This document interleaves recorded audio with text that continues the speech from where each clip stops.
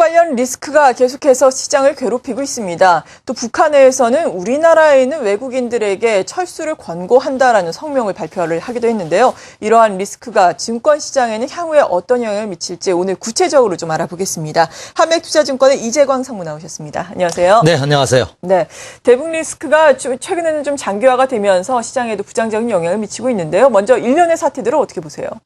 사실 그동안 우리나라 주식시장에 대북 관련 악재들이 여러 차례 많았지 않습니까? 그렇죠. 근데 막상 그것이 발표되는 시점이라든지 만약에 미사일을 쏜다면 미사일을 쏘는 시점이라든지 어떤 악재가 터진 시점을 전후로 해서 2, 3일 안에 주가가 바닥이고 단기 급등하는 경향을 많이 보였습니다. 근데 이번에도 그렇지 않겠느냐 하는 그동안 학습 효과로 인해서 많은 투자자들이 그렇게 생각했다가 또 최근 들어서 금주 들어서는 야, 이번에는 오히려 또 장기화될 수 있는 것이 아니냐. 또 혹여 이것이 국지전연에도 전쟁으로 이어지는 것이 아니냐 하는 우려감을 많이 표명하시는 것 같아요. 네. 더군다나 지난 3월 달에 이어서 4월 들어서도 외국인의 매도세가 좀처럼 수그러들지 않고 있거든요. 그렇죠. 이 또한 투자자들의 불안 심리를 자극하고 있는 것이 아닌가 이렇게 생각이 됩니다. 허나 저는 물론 북한이 과연 내일 아니면 이번 주 내에 어떤 소규모의 미사일이라도 자체 실험할지 여부는 저는 알 수는 없습니다. 하지만 그로 인해서 아주 극단적인 사태까지 치닫지는 않을 것이지 않나 이렇게 생각이 됩니다. 오늘 주시장도 사실 큰 폭의 상승을 하지는 못했습니다만 장중에 1900선이 붕괴될 위험성까지 대두됐다가 네. 1901포인트까지 갔었죠. 그래서 결국은 소폭 상승하면서 마감되는 저점 매수세가 유입됐는데 물론 외국인들은 매도를 했습니다. 하지만 어제보다도 매도 규모가 현격하게 줄었고요. 그리고 뭐니 해도 지금 국내 기관 투자가들이 오늘은 1,000억 원 이상 순매수를 보이면서 장을 버텨줬다는 점이 하나의 위안이 아닌가 이렇게 생각이 됩니다. 다만 이번 주는 국내 주식시장에서 커다란 변곡점이 될 가능성이 높지 않을까 이렇게 생각이 됩니다. 많은 전문가들이 금주에 대북 관련 리스크가 절정에 달할 것이라고 보는 이유가 있죠. 네. 이번 주가 북한으로 본다면 굵직굵직한 그들의 그 정치 일정이 굵직굵직한 일정도 이번 주에 아주 선제해 있습니다. 그렇다면서요. 그렇기 때문에 예. 어떤 이런 지금 화면에 나오고 있네요. 오늘이죠. 오늘 9일 김정일 국방위원장 추대일입니다. 20주년입니다. 벌써. 그리고 11일 내일 모레는 우리나라 그 금통위가 열리죠. 그 10일 목요일은 김정은 당 제1비서 추대일입니다.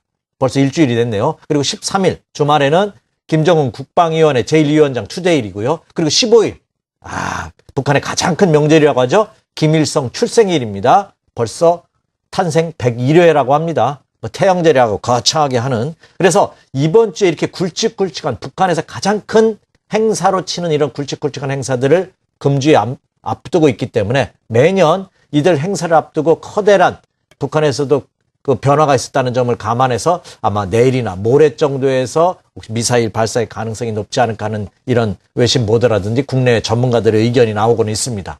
하지만 여기가 우리가 여기서 한번 생각해 볼 점이 있어요.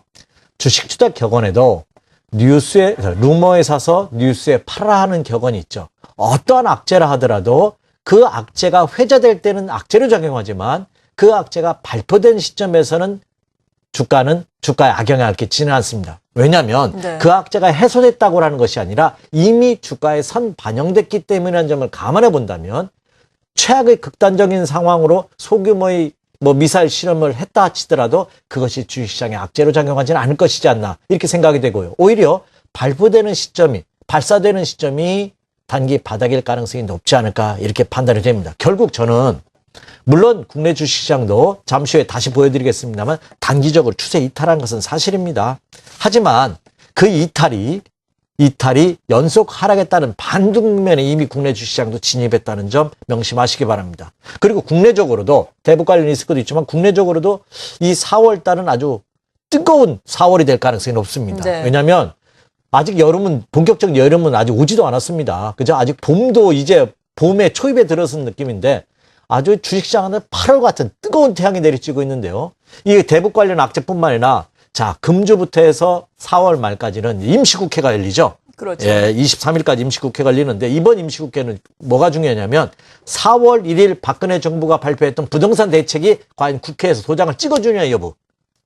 과연 그대로 시행할 수 있냐 여부, 허가를 해주냐 여부가 이번 국회에서 처리가 될 가능성이 높고요. 또 추경안입니다. 추경안이 계속 좀 늘어나고 있습니다. 한 17초까지 되지 않을까 하는 의견들이 제시되고 있는데 과연 추경안이 제대로 통과가 될지 여부, 이거에 따라서 국내 시장에도 다소 영향을 받을 가능성이 높지 않을까 생각이 됩니다. 이 점 한번 체크해 주시기 바라고요. 그리고 내일 모레 있을 목요일 날이죠. 옵션 만기일입니다. 금융통화위원회에서 과연 이번에는 금리를 인하할 수 있느냐 여부, 금리를 인하해야 된 쪽과 인하하지 않아도 된다는 쪽과 여전히 팽팽히 맞서고 있습니다. 그래서 이 금리 인하의 여부, 그러니까 내일과 모레 금주 사이에 커다란 변화의 가능성이 있기 때문에 그걸 꼭 체크해야 되지 않나 생각이 되고요. 또 하나 중요한 점이 있습니다.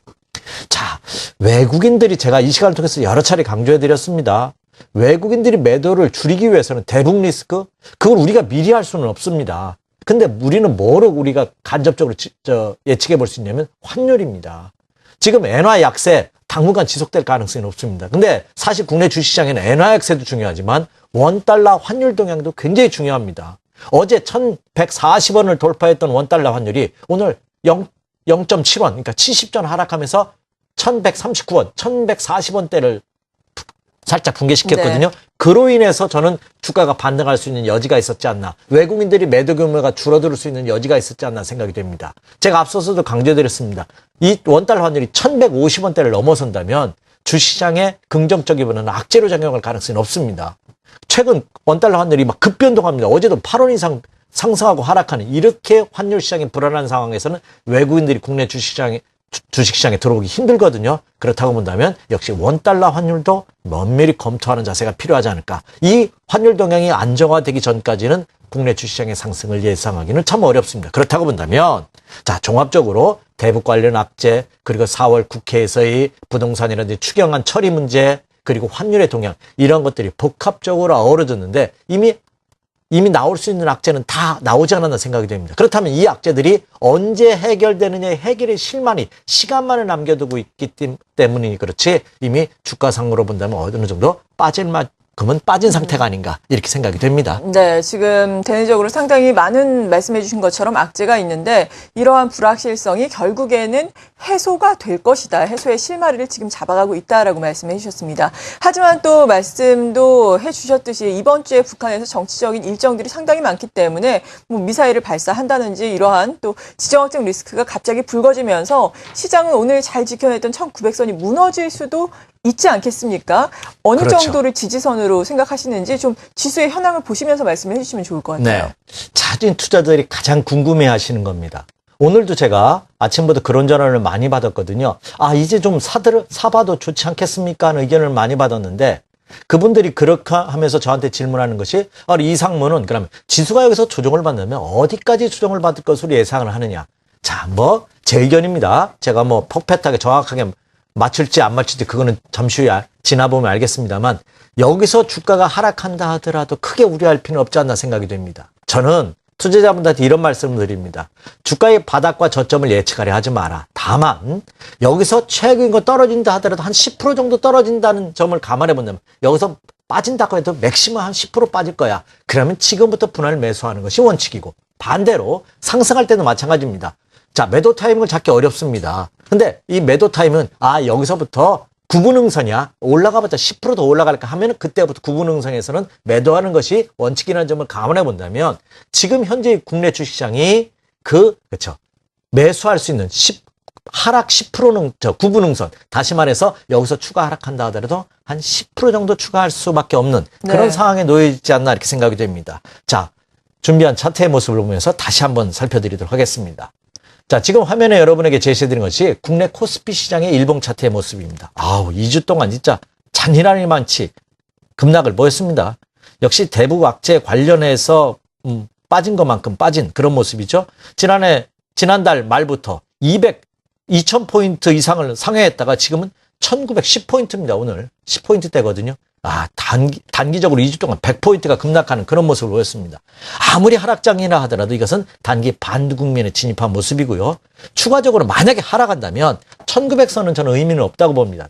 그러나 그 다음에 1900선이 붕괴되면서 1860에서 한 1880포인트 정도 라인에서는 또한 강력한 지선이 형성되고 있다고 보여지기 때문에 지금부터 이 하락은 투려할 필요 없다. 최소한 하락 시 매도는 자제할 필요가 있지 않나 이렇게 생각이 되고 있습니다. 따라서 저는 자금에 여유가 계신 분들, 그 자금이 어떤 뭐 다음 달에 쓸 자금, 다다음 달에 쓸 자금이 아닌 진짜 여유 자금이라면 오히려 지금부터 이 하락은 서서히 분할 매수 관심을 가져보셔도 좋지 않을까 이렇게 판단이 됩니다. 다만 네. 여기서 제가 강조해드리고 싶은 것은 여기서 바닥이라고 해서 단기적인 반등 국면이라는 거죠. 그래서 과연 여기서 하락할 때 매수한 것을 언제 파느냐 여부를 우리가 이제 이번 주 말이나 다음 주에 분석을 해야겠습니다만 역시 반등 국면에 진입한 것은 사실이지 않나 이렇게 판단이 됩니다. 네. 하락을 조금 더 한다면은 분할 매수 관점에서 접근을 해도 좋겠다라고 말씀해 주셨는데 그렇다면은 뭐 어떤 종목군들을 분할 매수를 해야 하는지가 또 관건이 아니겠습니까? 네.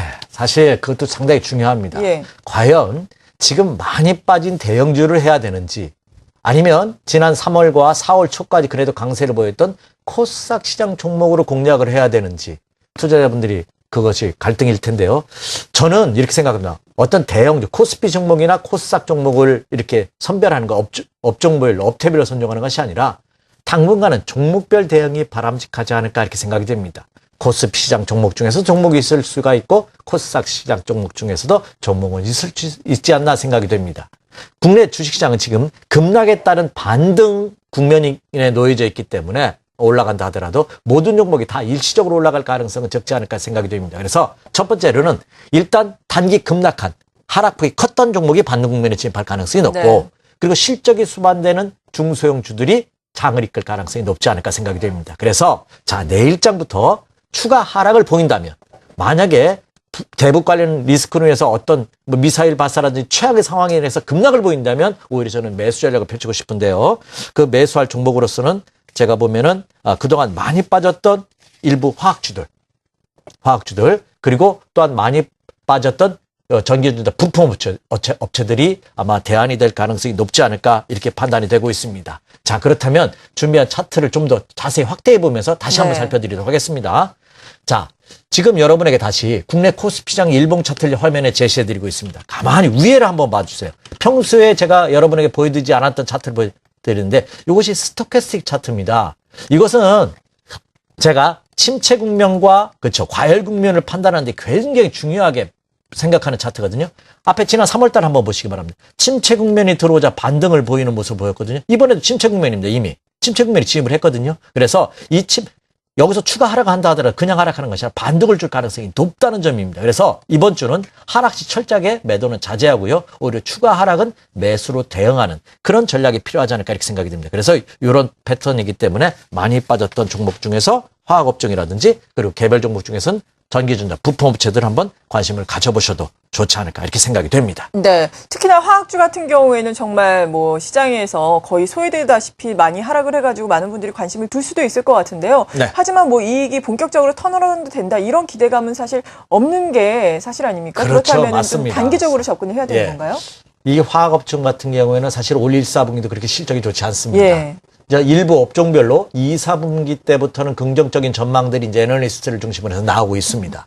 하지만 실적 하락을 감안한다 하더라도 지금의 가격은 너무 메리트가 좋습니다. 지난달까지만 하더라도 가격대가 실적을 감안하면 아직 높은 고평가 상태에 놓여 있지만 지금 실적 하락을 감안한 가격대로 판단해 볼 때도 지금의 가격은 메리트가 있는, 가격 메리트가 있는 그런 모습이기 때문에 충분히 우리가 단기적으로라도 반등 국면을 노려볼 수 있는 우리 하앵커께서도 언급해 주신 바와 같이 본격적인 화학업종의 상승을 기대하기에는 2, 4분기 이후부터 가능할 것으로 판단이 됩니다. 예. 저도. 하지만 단기적으로라도 충분히 한 5%에서 10% 정도의 수익을 노릴 수 있는 타이밍에 진입하지 않았나 이렇게 생각이 됩니다. 네, 잘 알겠습니다. 이렇게 대북 리스크에 대해서 자세하게 진단을 해보면서 마무리 전략까지 세워봤습니다. 한맥투자증권의 이재광 상무와 함께했습니다. 감사합니다. 네, 감사합니다.